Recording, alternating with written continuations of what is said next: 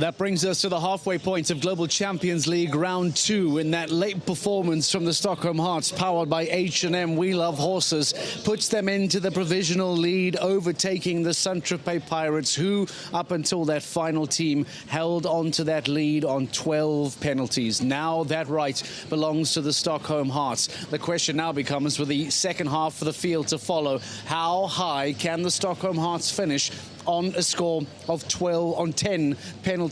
That becomes the question. Let's show you then what it looks like now. This is at the halfway point of Global Champions League Round 2, as suggested.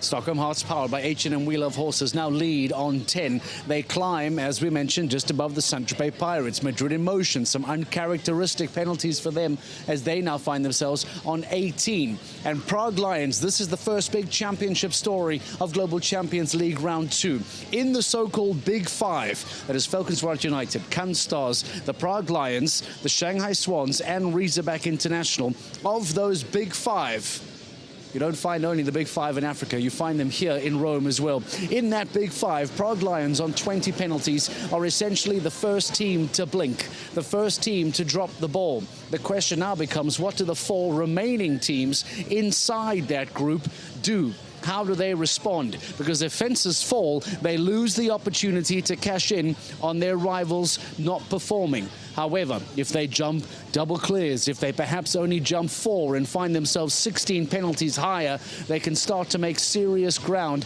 as we get further and further into the season. Now, just a few weeks away from closing in the Kingdom of Saudi Arabia. Rome Gladiators, home team, I'm afraid, did not have a very good afternoon. There was a very heavy fall for Zoe Hank-Conteur.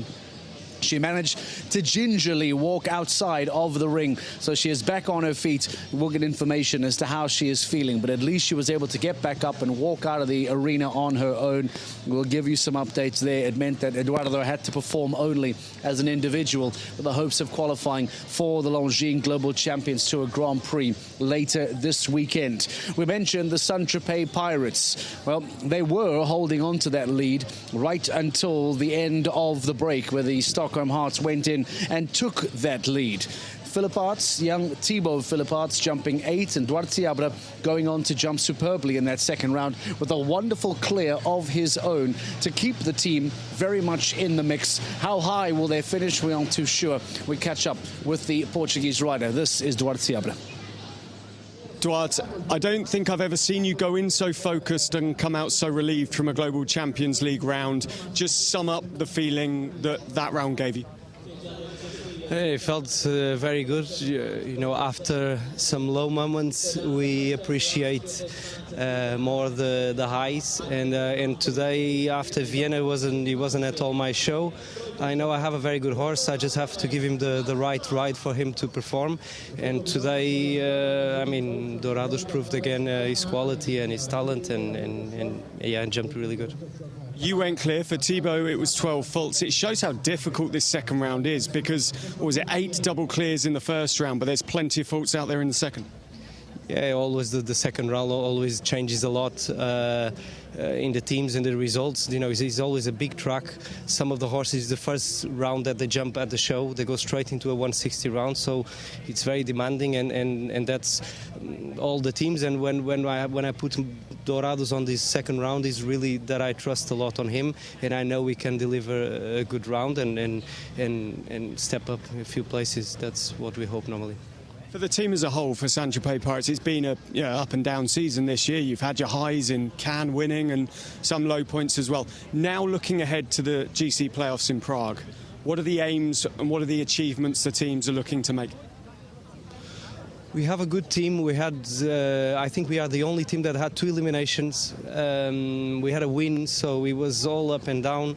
Of course, I mean, luck, we need a little bit of luck sometimes, and sometimes the luck hasn't been in our side. But I'm really positive about Prague. I think we can deliver some good results there. We have some good horses, good riders, make the right preparation, and hope for a good final test there. Great resilience shown today. Well done. Thanks very much.